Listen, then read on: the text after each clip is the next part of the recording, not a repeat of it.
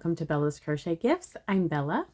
All right, so today I have a very big finished object that I am so excited to show you.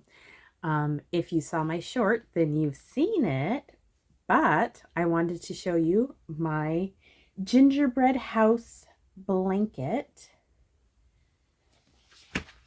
Oops, dropping stuff. It's done.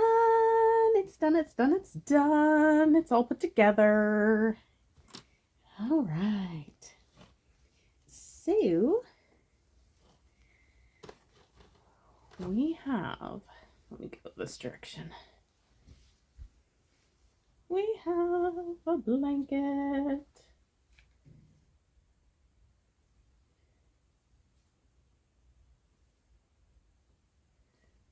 It turned out so good. So what I decided to do, I actually made a little bit of a math mistake. So what I was thinking, I wanted to do a 6x8 blanket. Well, I was using one, actually it was pretty much this size of a brown Super Saver Jumbo in the color Cafe Latte. I literally had like just a tiny string left when I finished. So what I was planning on doing, like I laid it all out and I have some pictures. So I had laid it out and was doing some math, and then I decided I needed one more color, which I ended up choosing this color. I thought it was in the same family of the blues and the greens, but it wouldn't stick out like terribly. I don't know. I laid it out a couple of times, and I did go with a lot of the colors that like Neva sent me. So I was kind of working around the color palette that was provided, but also what I had on hand. So so I ended up adding this color. And when I went to put everything together, I realized I had skipped. So here, let me take you through it. Ooh, excuse me. So I decided I had, let's see, what was it? I had 6 of these, I think. And I had a lot of the green. I had a lot of the green. So the green actually shows up 3 different times in this blanket. So I only had a couple of the dark blue. 1, 2. No, I had three of these, so it'll be on each end. I had a lot of the lime green. So this was a Neva yarn.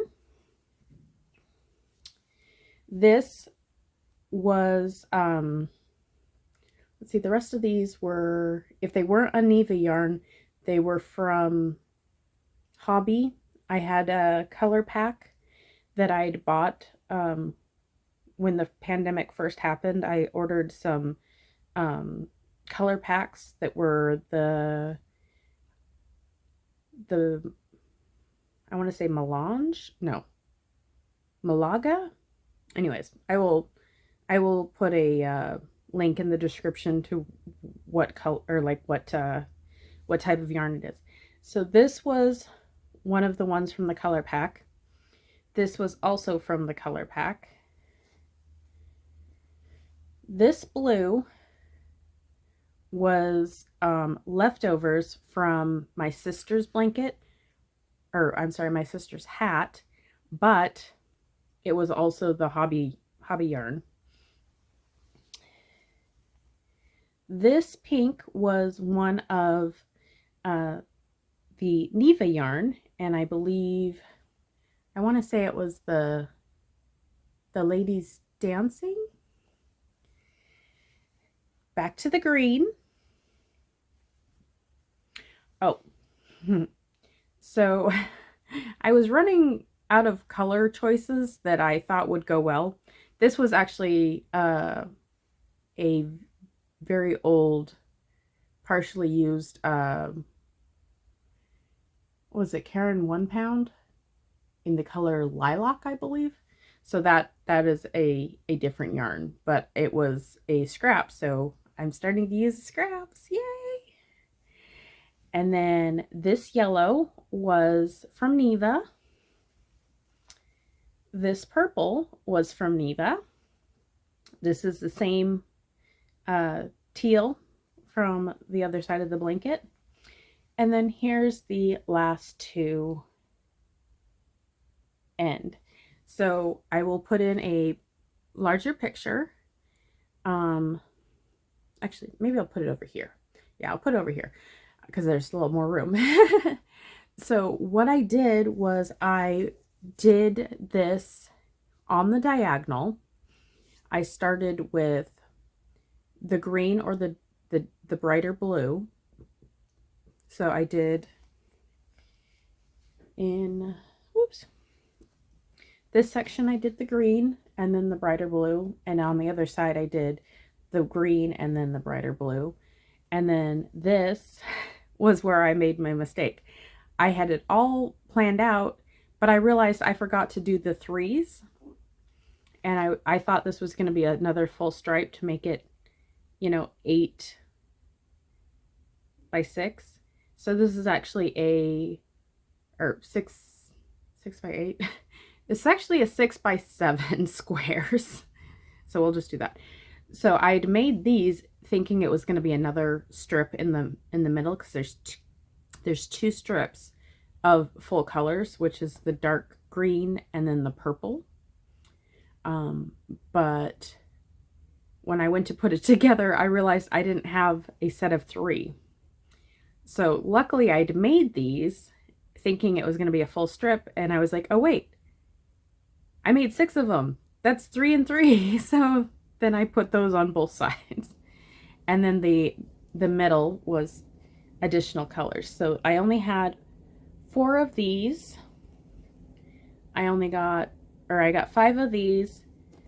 This is a full strip of the purple. This is a full strip of the green. And then I had 5 of these and 4 of this color. So it worked out really well. I was super happy with how the blanket turned out. It's very dense because I don't normally work with a 5mm hook for blankets. I think it makes a very dense fabric, and this is no exception. So the pattern I used, let me put this to the side. So the pattern I used was from the it's a Bella Coco magazine. It's called Crochet Now. And this was the issue 74. I believe I got it after Christmas last year. Like, not this last year, but the year before. And this is the first item I had made with anything from this or its accompanying packet, which is actually my kitty and my cookie. There we go. That one. So the accompanying book was the kitty and the cookie. So this is the magazine that the Gingerbread house blanket was in. Let's see. Here we go.